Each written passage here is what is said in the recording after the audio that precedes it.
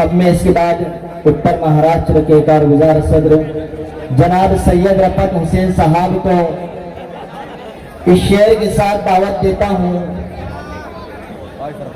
बेहयाइयों को यहाँ प्यार कहा जाता है, चाहने वालों को मक्कार कहा जाता है।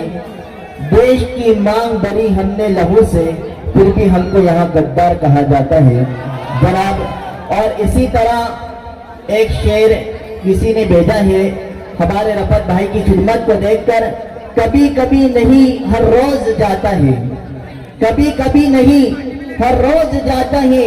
दुश्मन जिसके नाम से चौंक जाता है। काम किसी का भी हो और कहीं भी हो, आवाज दो तो रफत वहां पहुंच जाता है। जनाब सैयद रफत हुसैन साहब।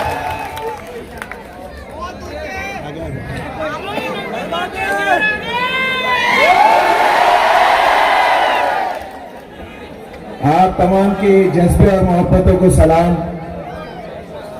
यहाँ डाइस पर मौजूद हैदराबाद से किसी तारुफ की मोहताज शख्सियत नहीं, जनाब माजिद हुसैन साहब।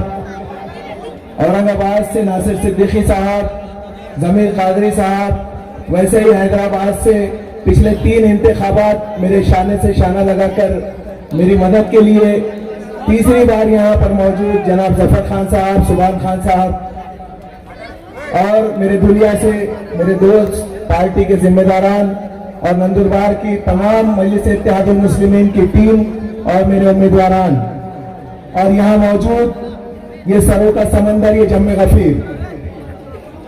दोस्तों, मैं अपनी बात शुरू करता हूँ एक शेर से और आप लोगों की तादाद देखते हुए ये शेर कहने की हिम्मत मुझ में हुई और आप समझ जाएंगे ये शेर मैं किसके लिए कह रहा हूं कि राह के पत्थर को चकनाचूर होना चाहिए, राह के पत्थर को चकनाचूर होना चाहिए। वार चाहे एक हो, भरपूर होना चाहिए। सिर्फ इतना ही नहीं, वो हार अपनी मान ले, वो हमारे सामने मजबूर होना चाहिए।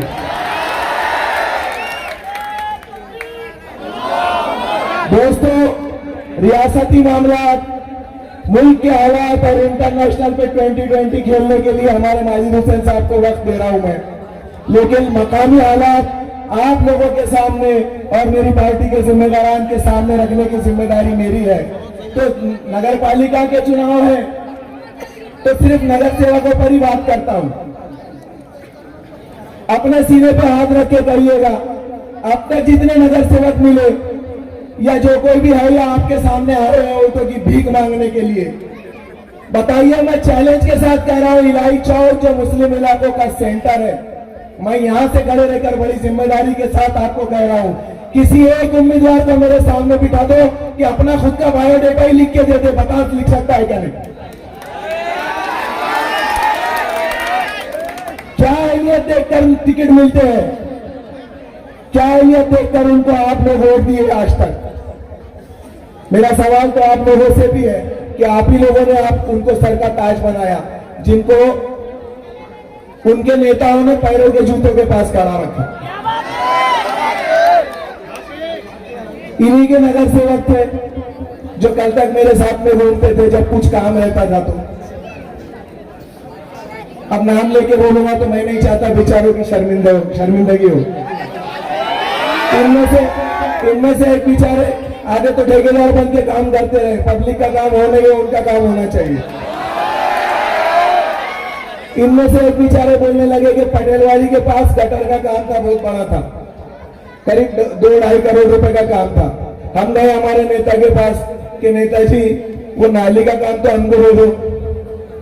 तो आप सोचो कि उन लोगों की हैसियत क्या रखी हमारे नेता ने। उनको बोलता है कि अपने अपने वार्ड में देखने का, इधर उधर ताका जाके नहीं करने का। ये मेरे पास में आके बोलने वाले कौन? उनके नगर से। ठीक है। दूसरी बात, ये जो रोड पे हमारा जलसा चल रहा ना, खिलाफत चौक से लेके तो मालीवाड़ों तक, इसका हाल क्या था मालूम है? मैंने सीओ को लेटर लिख के दिया था कि साहब अगर रोड नहीं बन रहा होगा तो खेती करने के लिए दे दो, खाली बीज डालने की जरूरत है, यहाँ फसल उग जाएगी। जो कंडीशन थी ये रोड की। कोरोना के अंदर कलेक्टर भारूल साहब थे, किसी के पास कांटेक्ट नंबर होगा तो पूछ लेना।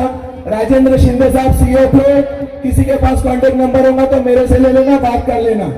मैंने पूछा कि साहब ये राजकारण इतना हुआ ये रोड के ऊपर, अगर सिर्फ मेरे घर होने की वजह से ये रोड नहीं बन रहा होगा तो मैं ये घर बेच के चले जाता, मगर लोगों को तकलीफ नहीं होनी चाहिए, रोड बनवाइए आप। तो बोले यार किसी ने तो मंजूरी नहीं करवाया, कोई नगर सेवकों का काम था, एजेंडे पे लेते, विषय पे लेते तो हम काम भी करवा के देते। आप पहली बार आके बोल रहे हो रोड के बारे में मुझे, और यहाँ पर गलियों में ये नालायक बोलते घूम रहे थे कि काम रुका हुआ है तो रफत की वजह से। मैं काम करवाने के लिए लड़ रहा हूं और ये झूठे लोग यहाँ पर लोगों को बोलते थे कि काम रुका हुआ है रफत की वजह से। मैंने सीओ के सामने बुला के खड़ा किया, साहब जरा बताओ तो कि अब किसी एक एजेंडे के अंदर किसी एक जनरल बोर्ड में इनमें से किसी ने जनरल बोर्ड में विषय लिया है ये रोड का? तो सीओ साहब बोले कि किसी ने नहीं लिया। वो मैंने लड़के मंजूर कराया। आपको मालूम है ये रोड बना है 2 टप्पों में, 48 लाख रुपए के 2 टेंडर पास हुए कोरोना के अंदर, 96 लाख रुपए का रोड है। ये रोड ऐसा बनाने लगा, मेरे इंजीनियर को प्राइवेट खड़े रह के देखने लगाता था। साइड में गटर, अंडरग्राउंड ड्रेनेज लाइन, उसके बाद में ये रोड कितना डीप में खोदना चाहिए, कैसा डालना चाहिए, क्या करना चाहिए। हमारे नगर सेवकों की हैसियत क्या है मालूम है आपको?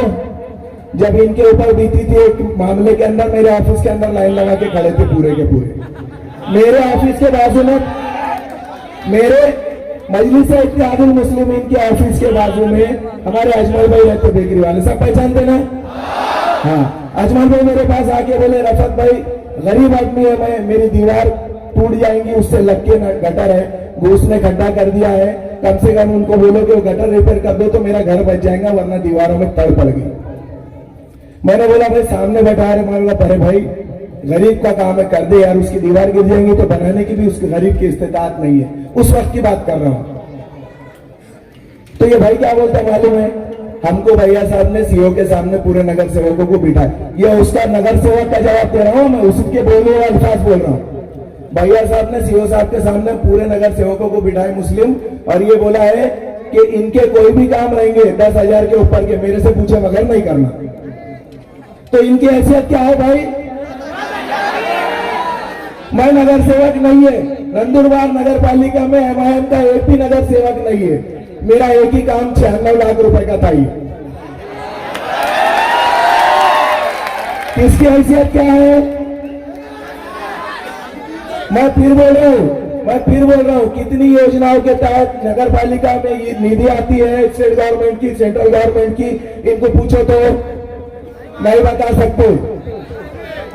अरे स्ट्रीट लाइट के लिए अगर लोग भी चले जाते हैं उनके पास में, तो भिखारियों की तरह साल भर लगा के ऊपर मांगते और 8-10 अगर मंजूर होके इनके पास मिल भी गए तो 5 कहां लगे हुए हैं लोगों को मालूम है बस में से। उसके बाद बैठने के लिए सीमेंट के बेंच आए भाई, उसके अंदर भी नीयत खराब, 10 आएंगे तो 5 का लगे हुए, सबको मालूम। ऐसे नगर सेवकों को जिता के देंगे, ऐसे लोगों को जिता के देंगे आप लोग? देखो पिछले 15 साल से जद्दोजहद कर रहे हैं हम लोग, और मजलिस-ए-इत्तेहादुल मुस्लिमीन के बारे में आज ये बातें मैं बोलता 100% चलती रहेंगी। आगे के लिए आप लोगों को प्रिपेयर कर रहा हूं। क्या बोलते हैं इनके 2-4 आ भी गए तो क्या कर लेंगे?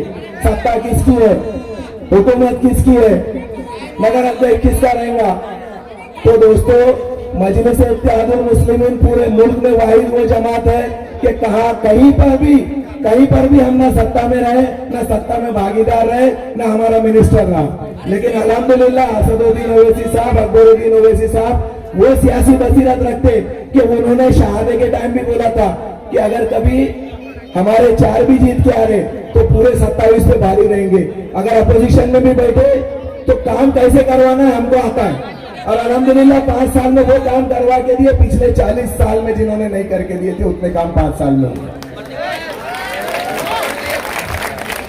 दोस्तों मैं जानता हूं आप लोग जो शख्सियत को सुनने के लिए खड़े हैं, मैंने 5-10 मिनट साहब से मांग के लिए थे, और मैं नहीं चाहता आपके और उनके दरमियान ज्यादा देर हायल हूं, और इंशाल्लाह बहुत जल्द से कंटिन्यू है यहाँ से और भी बाकी की बमबारी करते रहेंगे। खुदा हाफिज़।